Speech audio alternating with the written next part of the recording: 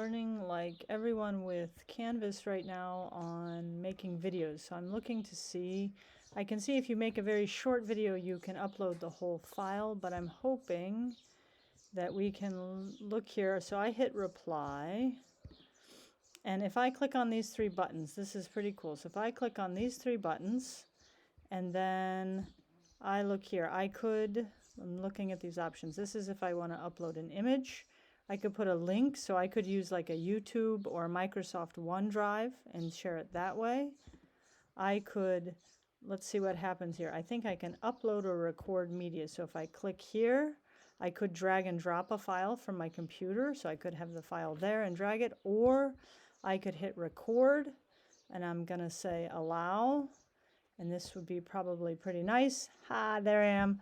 See, and I would hit make sure my mic's on, my webcam's on. I could hit start recording, and I could just hold my notebook up in front and make a video this way. So I hope that helps anybody who's trying to make a video. All right, so I'm going to stop, and I'm going to upload this video right here for others to watch.